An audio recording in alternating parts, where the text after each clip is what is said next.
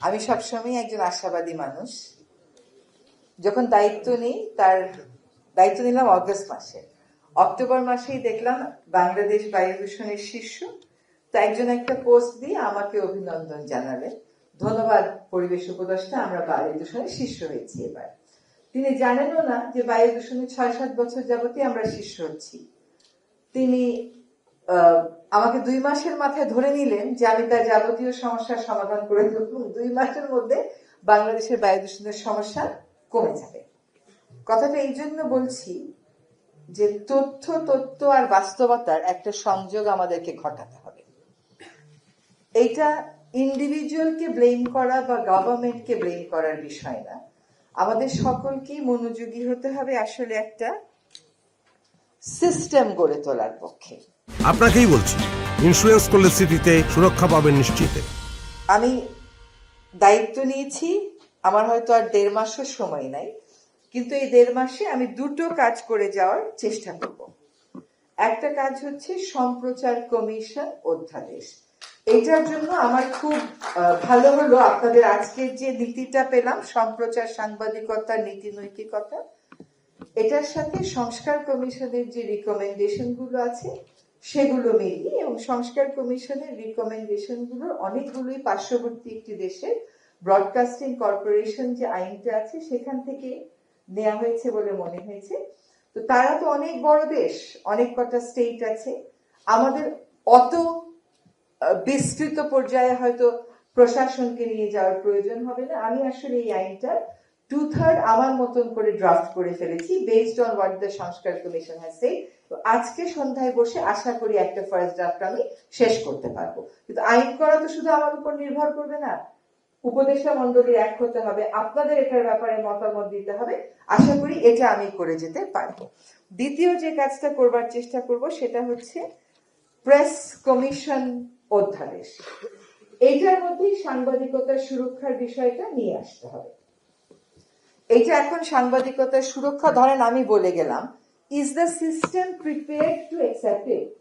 আপনি বললেন যে 3 বছর লেগেছে আপনারা নিজেরা এটা করতে, নিজেরা এটা করতেই লেগেছে 3 বছর, আর সমর্থন দিয়েছে 5টা টেলিভিশন। তো যখন আপনার সিস্টেমের বাইরে একটা সিস্টেম আপনার স্বার্থ নিয়ে কথা বলবে, আমি একটা আইন করলেই যে ওটা ইমপ্লাইড হবে, ওটা কমপ্লায়েন্ট হয়ে যাবে তা না, বরং সিস্টেমকে সাথে নিয়ে যদি করতে পারি তাহলে সেটা ভালো হবে। আমি আমার ধারণাগুলো বলি।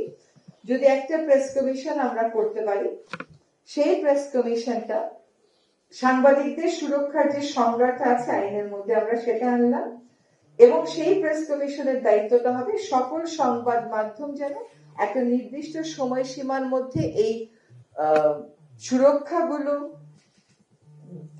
দিতে এবং প্রদান করতে পারে, সেটার একটা পথরেখা তৈরি করে।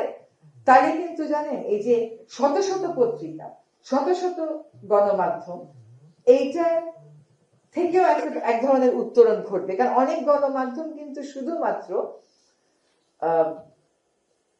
কিছু ব্যক্তির, কিছু প্রতিষ্ঠানের বা কিছু দলের মুখপাত্র হিসেবে কাজ করে। গণমাধ্যম বলতে যা বোঝায় সেটা সে অর্থে হয়ে ওঠেনি। একটা উদাহরণ দিই, আমি দায়িত্ব নেওয়ার পরদিনই আমাকে একটা মোটা ফাইল দেওয়া হলো, বললো পাতায় পাতায় সাইন করতে। এটা কিসের পাতায় পাতায় সাইন করবো? আমি তো লয়ার মানুষ, এমনিতেও সাইন করতে ভয় পাই, আর আমার সাইনও লম্বা, কারণ বাই ট্রেনিং আমাদেরকে শেখানো হয় পুরো নামটা সাইন করতে। তো বললো এটা হচ্ছে ক্রোড়পত্রের বিষয়। আমি সেই ক্রোড়পত্রের সিদ্ধান্ত তো আমি নেই, আমি কেন সাইন করবো? আগের উপদেশটা নিয়ে গেছেন, ওইভাবেই করে দেন আপনারা।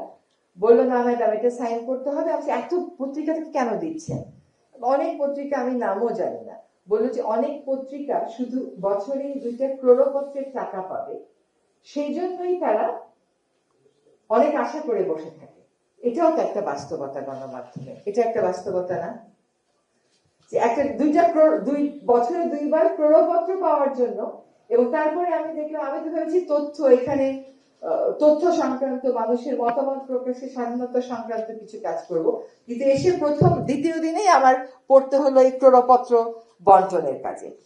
সো আমাদের আসলে দরকার হচ্ছে আমি হয়তো নিরপেক্ষতা বলবো না, কিন্তু বস্তুনিষ্ঠতা তো বলাই যেতে পারে। নিরপেক্ষতা বলবো না কিন্তু ভয়ে আসলে আমি বলতে চাইছিলাম, কিন্তু আসলে ইউ হ্যাভ টু বি নিরপেক্ষ to the news, not to the news house, not to the political party. আপনার নিজের বিবেকের প্রতি এবং ইস্যুর প্রতি আপনাকে নিরপেক্ষ হতে হবে। তো আমি এই দুটো অধ্যাদেশের কাজ শুরু করেছি, আশা করি একটা আমি আজকেই শেষ করে এই মাসের শেষ নাগাদ হয়তো আপনাদের মতামতের জন্য দিয়ে দিতে পারবো, এবং আরেকটা করতে ওটা একটু সময় লাগবে। জানুয়ারি 7 তারিখের পরে তো আমার আর যাওয়ার উপায় নেই, তার মধ্যে শেষ করে দিয়ে যাওয়ার চেষ্টা করব। আমাকে এখানে একটা বোর্ড গঠনের কথা বলা হয়েছে, বিজ্ঞাপনের রেট কার্ডের কথা বলা হয়েছে, আর সম্প্রচার নীতিমালা, অ্যাজ আই সেড, ওটা already I am working on it. আমি দেখি কালকে মন্ত্রণালয়ে গিয়ে বোর্ড এবং বিজ্ঞাপনের রেট কার্ডটা নিয়ে কতটুকুন কি করা যায়। আমাদের আরেকটা আছে তথ্য অধিকার কমিশন। আপনারা জানেন যে সেখানে এই সরকারের সময় নিয়োগ হয়নি। তথ্য অধিকার কমিশনে এটাকে পূর্ণ উদ্যমে চালু করা, তাই এটা খুবই গুরুত্বপূর্ণ। আমি নিজেই যখন বেলার থেকে তথ্য চাইতাম, যেহেতু আমি চাইতাম সাধারণ তথ্য ফাইলেই আছে রাজুকে, আমাকে 1.5 বছর নানান কারণে ঘুরিয়ে 1.5 বছর পরে তথ্য দেওয়া হয়েছে। কিন্তু ভুক্তভোগী যেহেতু আমি নিজে, আমি জানি যে এই কমিশনটা কতটা গুরুত্বপূর্ণ। এই কমিশনে সকল সদস্য এবং সভাপতির নিয়োগ যেন চূড়ান্ত করা যায়, সেটাও চেষ্টা করব দ্রুততার সাথে।